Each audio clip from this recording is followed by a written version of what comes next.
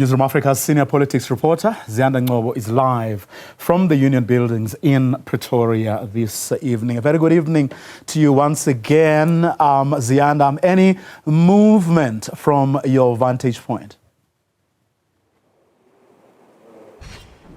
Well, as you know, the president always arrives just before he is set to address the nation, but our cameras and everyone else's are standing by. But from our vantage point as Newzroom Afrika Channel 405, we're bringing you lots of analysis, and I want to bring in my analyst for tonight, Professor Dirk Kotze, joining us this evening. And I want us to reflect on a point that maybe might have been missed, in the sense that many would argue that we are in a moment right now where there could be some kind of uprising, unrest of some sort, or even an insurrection, given just how South Africans have responded to this matter. But also, we had a defense minister last week telling us that the biggest threat to our country right now is internally. There's internal unrest within military intelligence. We have rising levels of poverty. We've also got,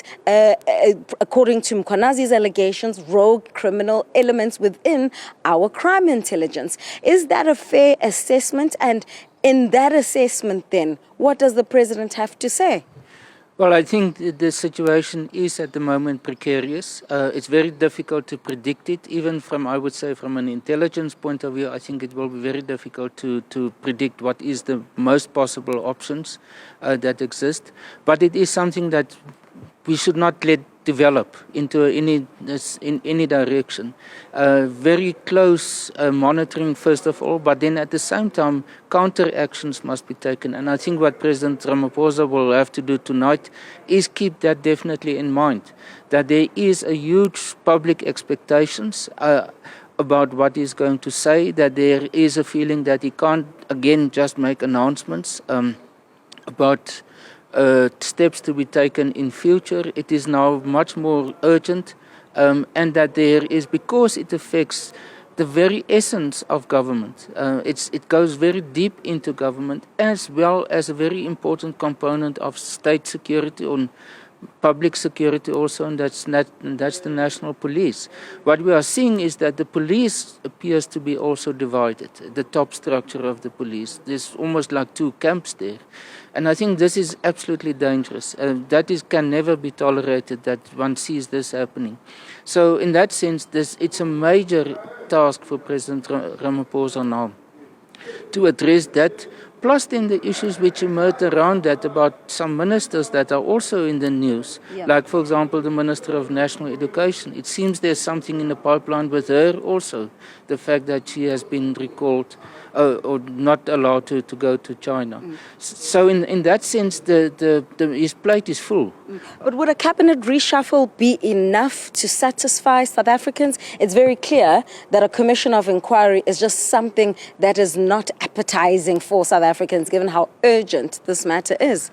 Yes, and cabinet reshuffle won't address the issues. I think there might be some people who will say it will show that steps are taken in terms of moving of ministers, maybe take them out or move them sideways to other portfolios, but that will certainly be not enough. I think what is now the most urgent matter is not about the positions of ministers, but it is rather the fact that it has been exposed now, the deep-seated issues about relationships that might exist between ministers and syndicates and the crime situation in South Africa. And in that sense, it is something that needs absolutely urgent, almost surgical intervention. Like what, Prof? Like, for example, that I think the ministers will have to be removed. The commission of inquiry is very good in terms of its thoroughness, in terms of the procedures that's been followed, but there's not enough time for it.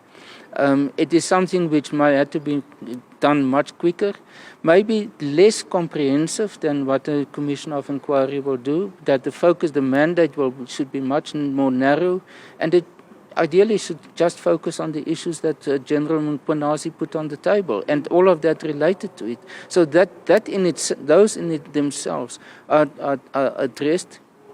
then the other matters can come at a later stage. But to have a one-for-all type of approach to deal with all the issues, I think will overload the mandate and it will take too long.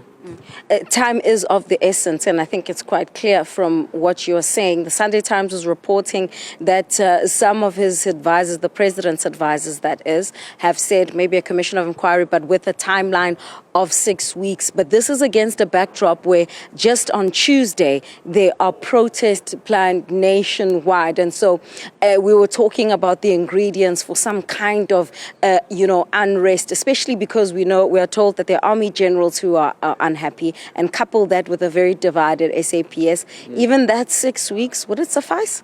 Well, I think 6 weeks is impossible for a commission of inquiry because it must first be established through it must be published in the government gazette. It must be, go through all sorts of formal procedures. It must be in terms of national legislation. So 6 weeks won't work. It is simply impossible. So that's why I'm saying it's not, I think, the appropriate mechanism to be used.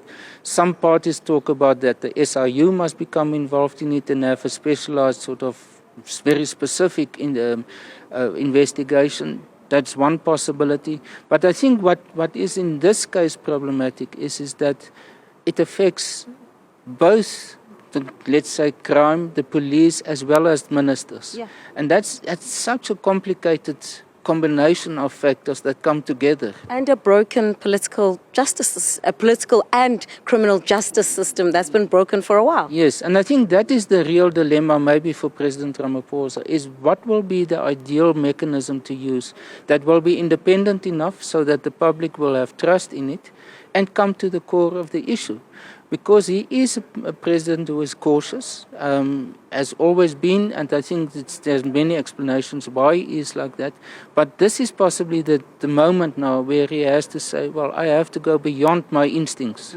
Can he afford not to be cautious, given how he seems to also, in a way, through the back door, some would say, be implicated? This Brown Mokgotsi that has been mentioned by Mkhwanazi is someone who was part of the CR17 campaign, which was the ANC's presidential campaign mechanism for Ramaphosa, and how Senzo Mchunu is a very close ally of the president since as far back as 2017.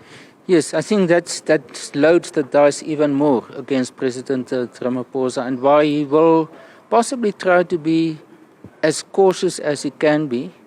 But and I will be actually surprised tonight if he doesn't continue with his approach that we start to get used to, and that he will then make the calculation that the fact that he is tonight speaking to the nation as a whole, that in a sense will be interpreted as that he has now taken charge of the situation. But as you say, there are risks involved in that. And because this is, I would say, it's a unique situation. We haven't been in a similar situation like this before. We've gone through the Zuma years.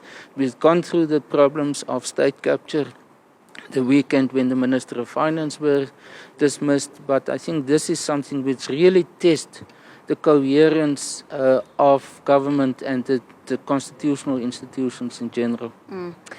A complex and layered matter on the table of President Cyril Ramaphosa. On the one hand, his very close political ally, Senzo Mchunu, is under fire, and South Africans want to see action there. But on the other, the allegations themselves still haven't been tested. And so as the many processes unfold, just how patient will South Africans be in this moment?